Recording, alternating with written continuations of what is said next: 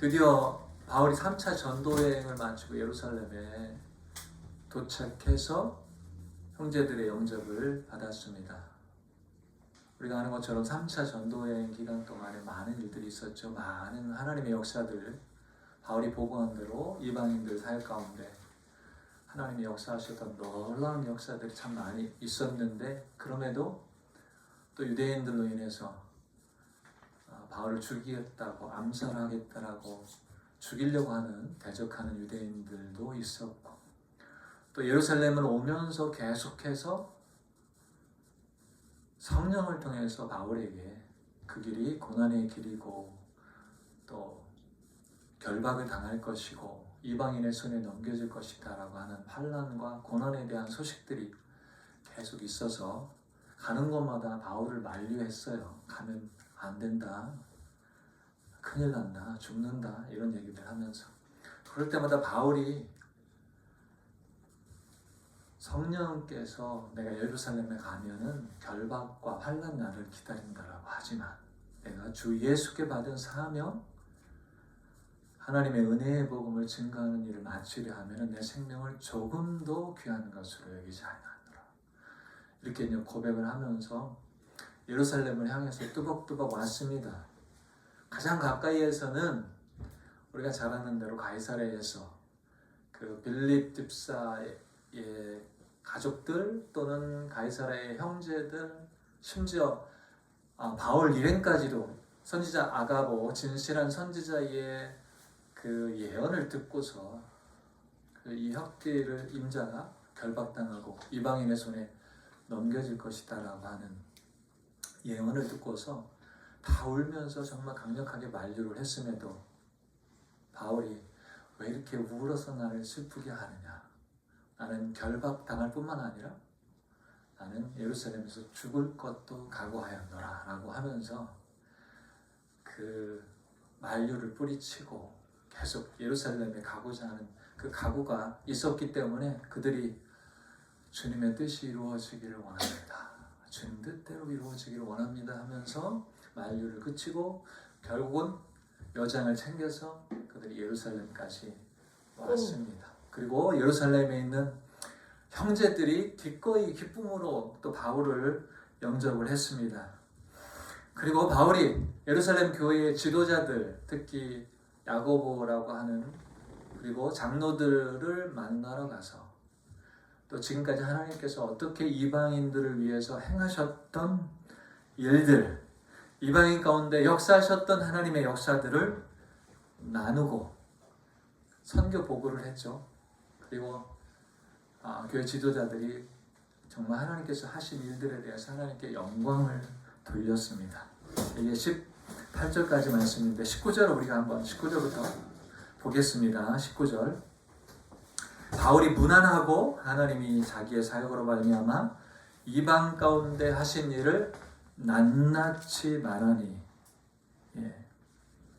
그들이 듣고 하나님께 영광을 돌리고 바울더러 이르되, 형제여, 그대가 보는 바에 유대인 중에 믿는 자 수만 명이 있으니 다 율법의 열성을 가진 자라.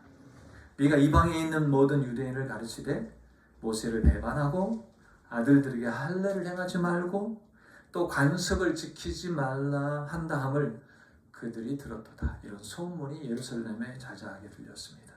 그럼 어찌할꼬 그들이 필연 그대가 온 것을 들으리니. 야고보 그리고 예루살렘 장로들이 바울이 이방 사역에 대해서 선교한 것들을 열심히 듣고 하나님께 영광을 돌렸지만 또 그 이방 아시아에 있는 유대인들로부터 들려졌던 소문, 바울에 대한 소문들 있죠.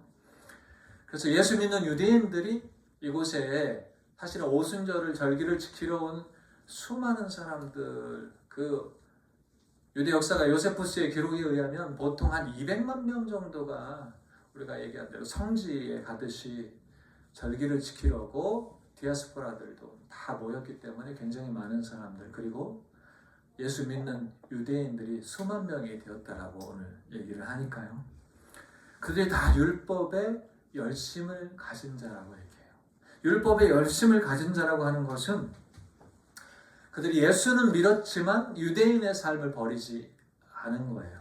그래서 모세율법을 지키고 할례를 행하고 그들의 관습 전통을 지키면서 예수 믿는 사람들, 유대인으로서 개종했지만, 근데 바울에 대한 소문을 들었는데 어떻게 보면 그들이 충분하게 이해하고 깨닫지 못하는, 그러니까 바울에 대한 유대인들을 대적하던 사람들이 들었던 그대로 어떻게 해요? 바울이 모세의 율법을 지키지 않아도 돼, 자녀들 할례를 행하지 않아도 돼, 유대인의 관습 따를 필요가 없어 라고 하면서 바울이 가르치고 있다.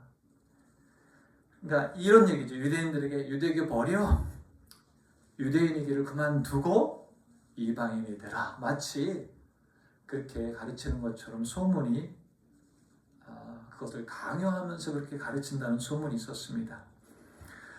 이제 바울이 예루살렘에 왔으니까 이 예루살렘에 온 바울의 소문을 다 그들이 들을 텐데, 그렇죠? 이것이 큰 문제가, 교회 안에 큰 문제가 될 것을 생각하면서 바울, 우리가 어떻게 하면 좋을까? 라고, 이게 상황이 그대로 넘어갈 것 같지는 않고 문제가 될 텐데 어떻게 하면 좋을까 하면서 예루살렘 교회 지도자들, 야고보와 장로들이 바울에게 제안을 합니다. 제안. 23절에 보면 우리가 말하는 대로 해라 이러죠. 우리가 말하는 이대로 하라. 소원한 네 사람이 있는데 그들을 데리고 함께 결례를 행하고 그들을 위해서 비용을 내어 머리를 깎게 하라. 그러면 모든 사람이 그대에 대해 들은 것이 사실이 아니고 그대도 율법을 지켜 행하는 줄로 알 것이라. 네. 그들은 예루살렘에 있는 그러니까 예수 믿는 유대인들과 관련된 문제에 대해서, 문제 해결을 위해서 방도 제안을 하나 하죠. 어떻게 해요? 피스, 평화를 위해서. 다툼이 일어나거나 또 문제가 생길까봐 그들의 피스, 평화를 위해서 제안을 했습니다. 어떤 제안입니까? 유대인들처럼 율법을 지켜서 행하는 바울은 그런 사람이 아니야. 그런 소문은 잘못된 거야. 바울은 율법을 행하는 자야 라고 하는 것을 통해서 그 갈등, 소요나 문제들을 해결해 보려고 제안을 했던 것입니다. 여러분, 바울은 한때 굉장히 모세의 율법을 철저히 지키던 바리새인 중에 바리새인이 아니었습니까? 그렇게 살았죠. 열심으로, 그 열심으로 예수 믿는 자들도 박해하며 살았는데 지금은 어때요? 모세의 율법을 지키는 것들을 사실은 다 버린 삶을 살고 있습니다. 여러분, 빌립보서 3장 4절부터 8절의 말씀에 보면 바울이 자기 신상 고백을 이렇게 해요. 그러니까 예전에는 내가 이렇게 살았지만 지금 어떻게 살고 있느냐 하는 것들을 빌립보서 3장 4절로 8절에 보면은, 그러나 나도 육체를 신뢰할 만하니, 육체를 신뢰하고 있었던 사람들이, 거짓 교사들이 사실 때문에 바울이 이렇게 얘기합니다. 만일 누구든지 다른 이가 육체를 신뢰하는 줄로 생각한다면 나는 더욱더 그렇다. 내가 8일 만에 할례를 받고 나는 이스라엘의 족속이고 베냐민 지파고 히브리인 중에 히브리인이고 율법으로는 바리새인이고 열심으로는 교회를 핍박하고 율법의 의로는 흠이 없는 자다. 그러나 무엇이든지 내게 유익하던 것을 내가 그리스도를 위하여 다 해로 여길 뿐더러 또한 모든 것을 내가 그 모든 것들을 다 해로 여김은 우리 주 예수 그리스도를 아는 지식이 가장 고상함을 인함이라. 내가 그를 위해서, 그리스도를 위해서 모든 것을 잃어버리고 배설물로 여김은 그리스도를 얻고 그 안에서 발견되려 함이니 내가 가진 의는 율법에서 난 것이 아니다. 율법에서 난 것이 아니고 오직 예수 그리스도를 믿음으로 말미암은 것이니 곧 믿음으로 하나님께로부터 난 의다라고 분명하게, 예전에는 내가 율법에 열심히 있었지만 지금은 율법을 다 버렸다. 왜요? 예수 그리스도를 얻으려고. 그 율법 때문에, 그것 때문에 예수 그리스도를 만나지 못하고 예수 그리스도를 통한 그 은혜와 구원과 이런 것들을 얻지 못하고 있는, 아직도 율법을 버리지 못하고 지키고 있는 그들 앞에 이렇게 얘기를 했습니다. 그러니까 예루살렘 교회 안에는 여전히 바울은 이런 삶을 살고 있었지만 예루살렘 교회 안에는 예수를 믿는다는 유대인들이 어떻게 됐어요?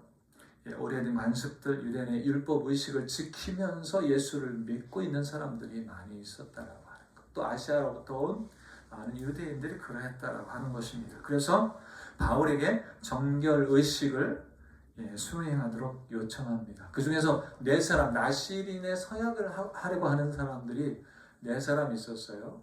이거는 우리가 아는 대로 민수기 말씀이니까 레위기 6장에 있는 그 나시린 서약과 관련된 말씀입니다. 일반 사람들이 하나님께 헌신하고자 할 때, 자신을 드리고자 할 때 기한을 설정을 해요. 언제부터 언제까지 내가 나시린으로 하나님께 나 자신을 드리고 살아갈 수 있도록 하겠다. 예를 들면 일주일이든 한 달이든 6개월이든 이렇게 기한을 정하면 그것을 갖다가 제사장에게 얘기하고, 그리고 언제 시작해서 언제까지 끝마칠 것이고, 그리고 끝마칠 때는 어떻게 예물을 드렸습니다. 그래서 번제와 화목제 예물을 하나님 앞에 드리고, 그리고 머리를 깎았어요. 그러니까 그 전까지는 나시린 기간 동안에 머리를 길렀죠. 삼손처럼. 그랬는데 그것을 행하라 이거죠.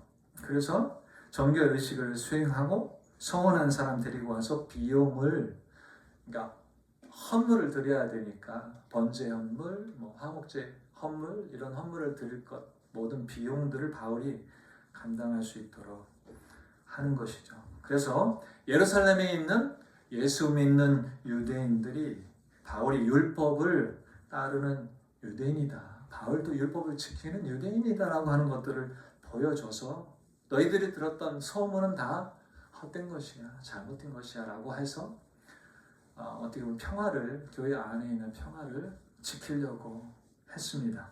예루살렘 교회의 평화를 유지하기 위한 어떤 대안이 있었어요. 대안. 그래서 바울은 유대인들을 향한 굉장한 구원에 대한 열정을 가지고 있었잖아요. 어떻게든지 로마서 9장 1절부터 3절 말씀에 보면은 그 마음 안에 굉장히 큰 근심과 마음에 그치지 않는 고통을 내가 가지고 있는데, 그것은 바로 우리 민족, 이스라엘 민족을 위한 것이다. 내 형제 고륙의 친척, 그래서 내가 저주를 받아서 그리스도에게 끊어질지라도 내가 원하는 바는 내 형제, 내 민족이 구원을 받는 것이다 라고 하는 굉장한 이스라엘 민족에 대한 열정을 가지고 있었기 때문에 그들과 논쟁하기보다는 사랑의 타협을 선택을 했습니다. 그 제안을 받아들였어요. 그래서 바울이 로마서 12장 18절에서 말씀하신 것, 그 철학 있죠. 그의 삶에서 가지고 있었던 철학이 무엇이냐? 할 수 있거든 모든 사람으로 더불어서 평화하라 이것입니다. 할 수 있거든 모든 사람과 평화, 피스, 평화롭게 지내라. 이 말씀에 따라서 야고보와 장로들이 정했던 절충안을 받아들였습니다. 여러분, 바울은 이런 철학을 가지고 있었을 뿐만 아니라 고린도전서 9장 19절부터 21절에 보면, 우리 한번 찾아서 같이 볼까요? 바울이 사역을 하면서 가졌던 바울의 중심, 고린도전서 9장 19절로 21절까지, 계속 뒷부분도 있지만 19절에서 21절만 우리가 한번 같이 봤으면 좋겠습니다.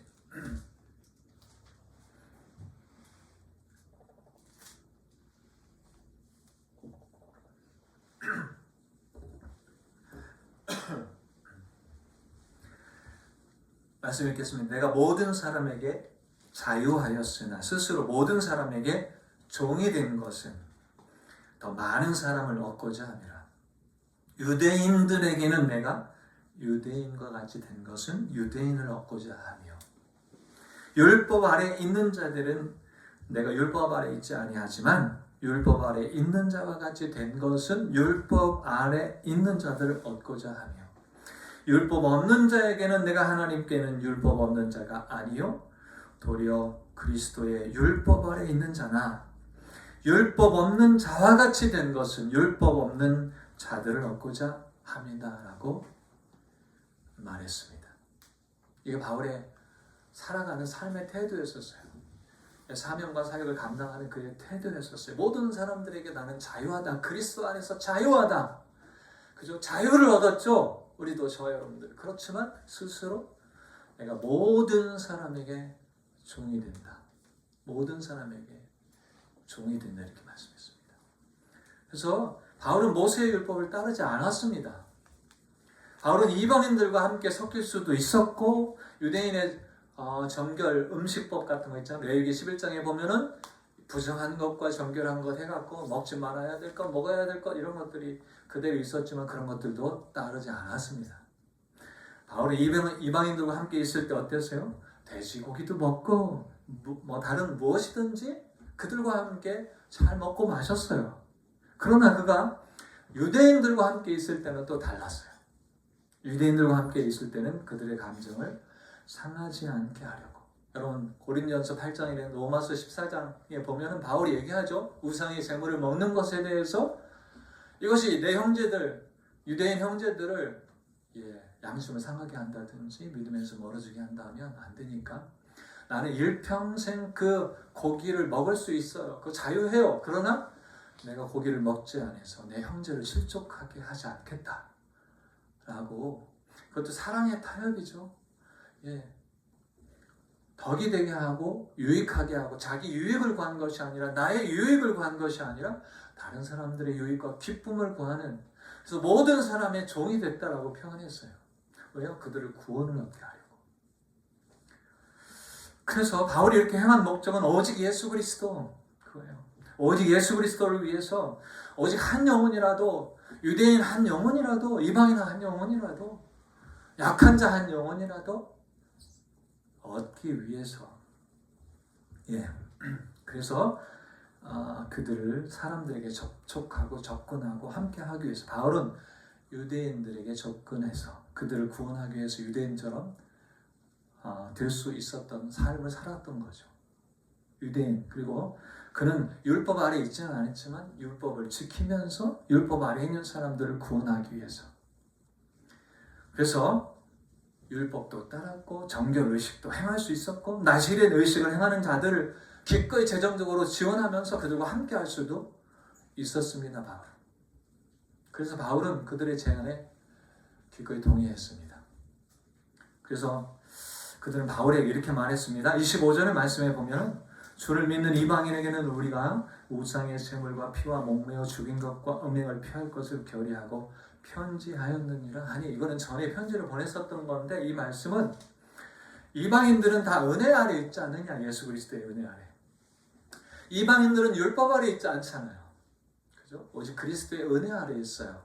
예수 그리스도의 피, 새 언약의 피로 맺은 그런 관계예요. 이 율법은 이스라엘과 맺은 언약의 증표 같은 거죠. 그러나 우리는 어때요? 이방인들은 그리스도의 새 언약 아래 있어요. 율법 아래 있지 않습니다.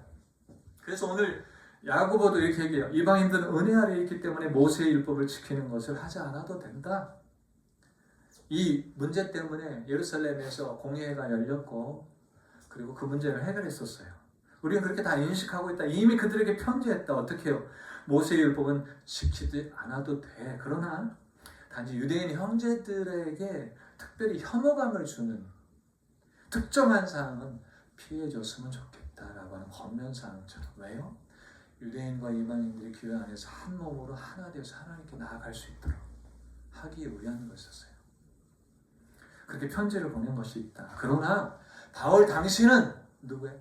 유대인이니까 그랬어요. 유대인이니까 유대인들이 당신에게 기대하는 대로 모세의 율법의식을 행하고 관습을 행하길 바란다 라고 권면한 겁니다. 그런 제안을 한 거예요. 그래서 바울의 삶의 철학과 가치였고 지금까지 그렇게 살아왔던 거 아니겠습니까? 그래서 26절에 바울이 그 사람들을 데리고 이튿날 그들과 함께 결례를 행하고, 이건 정결의식인데 이렇게 하지 않으면 성전에 들어갈 수가 없었습니다. 그래서 결례를 행하고 성전에 들어가서 각 사람을 위하여 제사 드릴 때까지의 결례 기간이 만기된 것을 신고하니라. 민수기 6장에 나오는 나실인의 서약과 관계된 거죠.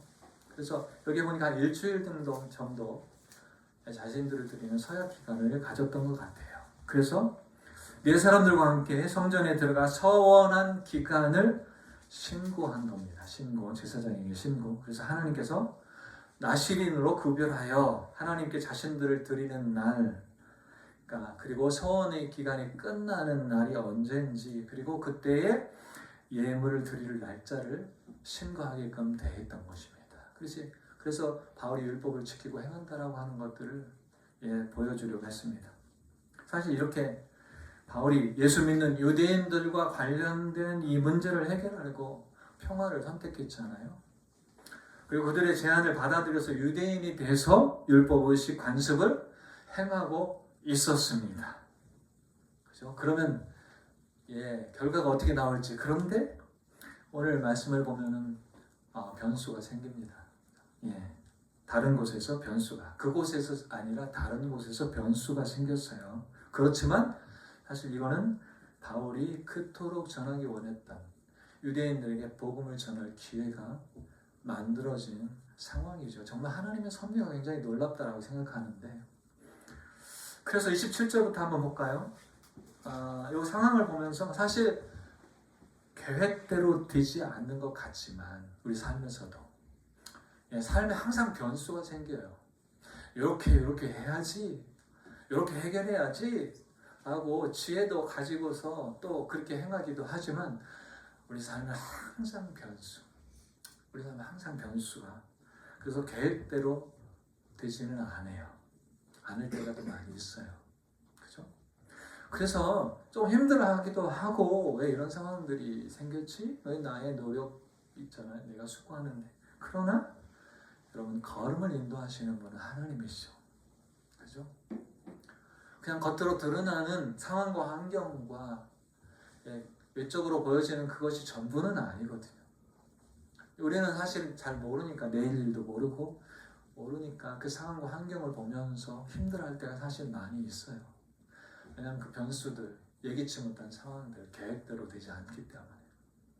오늘 바울도 열심히 유대인에 대해서 정말 그 소문을 헛된 것이다라고 생각하고 문제를 해결하려고 한 거잖아요. 네, 그렇지 않죠. 계획대로 되지 않았어요. 그러나 변수가 생겼지만 여러분, 걸음을 인도하시는 분은 하나님이십니다. 그렇죠? 하나님의 섭리가 그 속에 있어요. 우리가 끝까지 그 하나님을 신뢰해야 되겠죠. 바울이 내가 로마도 가야 되리라 하고 그 소망한, 복음에 대한 소망한, 그리고 로마가 목적이 아니에요. 로마를 거쳐 로마 교회의 지원을 받아서 서머나라고 하는 스페인에 가서 거기까지 복음을 전하려고 하는 바울의 계획이 있었는데, 그러나 그 계획을 하나님이 어떻게 또 인도해? 지금 이게 이제 그 계획을 이뤄나가는 하나님의 계획의 시작이에요. 어떻게 보면 여기 예루살렘부터 시작하잖아요. 어떻게 내 약속을 이루리라. 바울이 예수님 뭐라 그래요? 네가 로마에까지 가리라 안 하고 뒤 후반부에 얘기합니다. 반드시 로마에 가게 될 것이다 라고 확신을 심어줍니다. 그러나 그가 계획한 대로, 그가 생각한 모습대로 가는 것은 아니에요. 그러나 반드시 그렇게 하시는 분이세요. 우리의 계획과 생각과 달라도 하나님은 우리를 향한 계획, 우리를 통해서 일하시고 역사하시는 그분의 뜻과 모든 것들을 이루시는 분이세요. 그분의 선하심을 우리가 바라봐야 돼요. 그리고 상황과 환경을 그분의 섭리 속에서 우리가 바라본다면 상황과 환경이 아니라 그 모든 것들을 주관하고 다스리고 역사하시는 하나님의 주권을 인정하면서 범사에 여호와 하나님을 인정하라. 그분의 주권과 역사, 인도하심을 인정하라. 그리하면 내 길을 지도하시리라 말씀하셨던 것처럼 너희를 부르신 이는 미쁘시니 신실하시니 그것 또한 이루시리라 말씀하신 것처럼 우리의 삶의 여정도 그렇게 인도해 주실 줄로 믿습니다. 네. 그래서 27절부터 보면은 어떤 일이 일어나요? 그 이래가 거의 참에 아시아로부터 온 유대인들이 성전에서 바울을 보고, 여기는 예수 믿는 유대인들이 아니라 오순절 절기를 지키러 온 수많은 유대인들이 있었잖아요. 200만이라고 표현했지만 그 유대인들, 아시아에서부터 온 유대인들이 성전에서 바울을 보고 모든 무리를 충동하여 선동하여 바울을 붙들고 외치되 이스라엘 사람들아 도우라. 이 사람 바울은 각처에서 아시아 모든 곳에서 우리 백성과 율법과 이것이 어디에요? 성전을 비방하여 모든 사람을 가르치는 자인데 또 헬라인을 데리고 이방인을 데리고 성전에 들어가서 이 거룩한 것을 더럽혔다라고 하니 여러분 아시아에서 온 유대인들이 바울을 지금 막 선동하면서 고발합니다. 고발의 내용을 우리가 잘 아는 것처럼 아까 그 야고보가 얘기했던 그 소문과 똑같죠. 율법을 폐하고 할례를 행하지 말고 또 성전에 대해서도 비방하고 그래서 유대인이 되지 말고 이방인이 되라라고 얘기했었던 거짓된 잘못된 사실과 다르죠.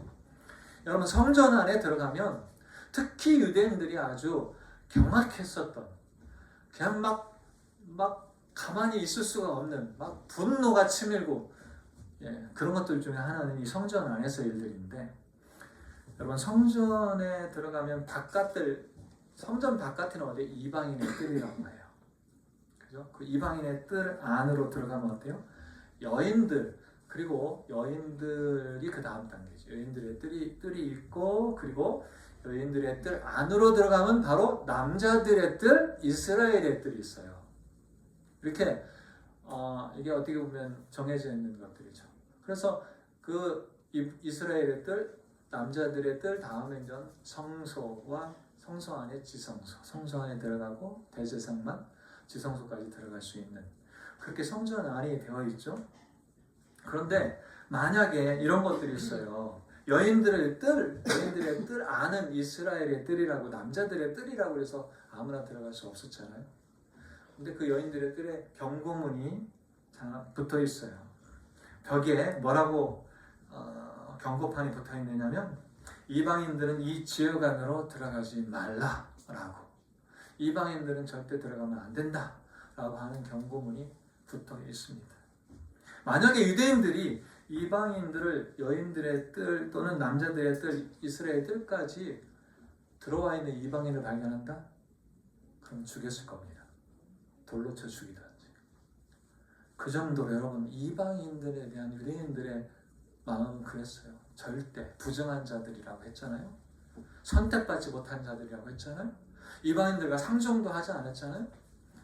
이방인들이 구원받으려면 오직 유대인이 돼야 된다라고 하는 철저하게 유대인만이 구원이 있다라고 하는 그런 생각을 가지고 있었고 지옥의 땔감같이 그들은 택함받지 못하고 지옥에 간다라고 생각하고 지냈던 사람이었어요. 그리고 특별히 그 성전에 얼마나 거룩하고 신성하게 생각하는 부정한 이방인이 들어간다? 절대 그건 자기들만의 전유물과 같은 거룩한 신성시 되어지는 영역들이 됐기 때문에 그럽니다. 그런데 여기 보면은 잘못 오해했지만 뭐라고 얘기합니까? 이 헬라인을 데리고 이방인을 데리고 성전에 들어가서 이 거룩한 곳을 더럽혔다라고 하니까 막 유대인들이 어떻게 했습니까? 그래서 이는 그들이 전에 에베소 사람 드로비모가 바울과 함께 예루살렘 시내를 아마 다니고 있는 것들을 유대인들이 발견했는데 그 이방인과 함께 있는 것을 발견하고서 그들이 오해를 했죠. 데리고 들어간 사람들이 이방인인 줄 알고 그래서 그들을 성전으로 데리고 간 줄로 생각함이로다.